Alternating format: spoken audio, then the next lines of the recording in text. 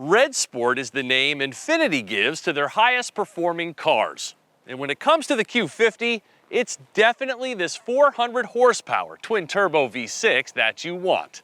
So here's what you need to know when shopping the 2021 model.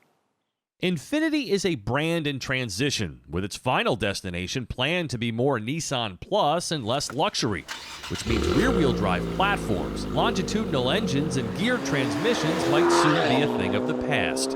So it's no time to sleep on their only sports sedan that possesses all of those attributes, the Q50 Red Sport 400. Now, I've always kind of had a thing for this car, and even though it's not getting any younger, it remains an intriguing alternative. Yes, it requires a suspension of disbelief to think that it's wholly better than, say, an M340i for nearly the same price. But if you relish driving something you're unlikely to encounter another one of on your travels, unlike the BMW, then it's worth entertaining. And one key attraction of the Q50 is its style. I'm really digging this new slate gray paint option. And the carbon fiber interior trim is also a racy touch that's been added this year. So even though the Q60 Coupe is the sexy one in the family, this Q50 is still turning heads.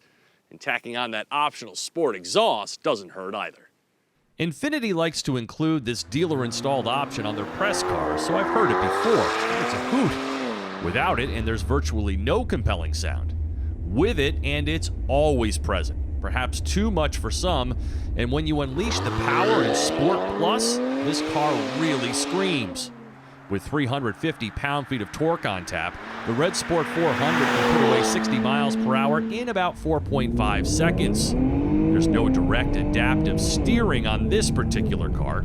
That's Infiniti's steer-by-wire system that launched with a thud when this car first hit the market. And because they improved it shortly thereafter, I think I actually miss it here, because this EPS setup doesn't rise to the level of elite sports sedan. When all-wheel drive isn't needed, the wider rear wheels get all the power. Combined with active trace control, it enhances cornering feel. But I kind of miss the shenanigans you can have in the two-wheel drive model.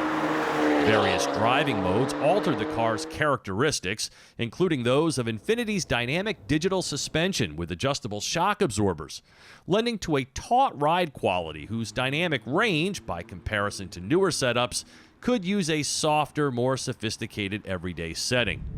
The 7-speed automatic includes downshift rev matching for those sweet-sounding blips of the throttle, and adaptive shift control, which pairs with the Navi system to alert the gearbox of the road ahead. Yet, this is my least favorite part of the powertrain. The Q50 was an all-new entry for the 2014 model year, and as such, no longer feels oven fresh. But that doesn't necessarily mean that it should be overlooked, because there is definitely a lot of get up and go on this menu, with a healthy dose of sport exhaust on the side. These zero-gravity front seats are all-day comfortable, and the adaptive suspension allows you to dial in as much road feel as you're looking for.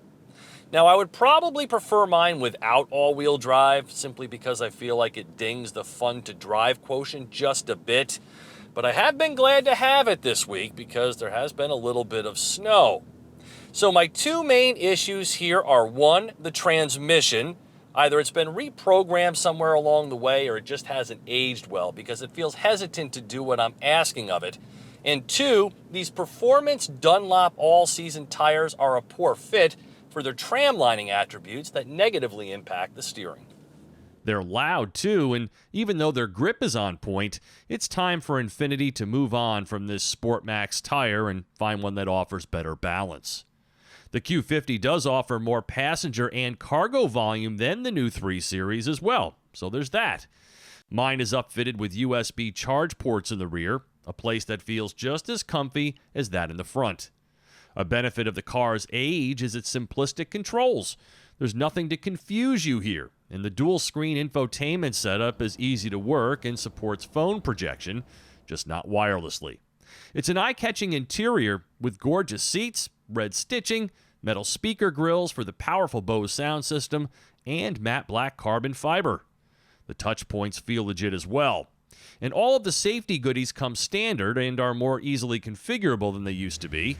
So if there's something you don't like, such as lane departure warning, you can kill it while leaving the other features turned on. And you know, I love having the around view monitor button right here where it can be quickly accessed. All told, this one stickers for $63,611 while returning a thirsty 22 mpg in combined driving on premium. It's not going to wow you with the latest bells and whistles, but this Red Sport looks sharp, is exciting to drive, and sounds just as fun, all the while providing 4-season drivability with room for 4. For TestDriveNow.com, I'm Steve Hammis.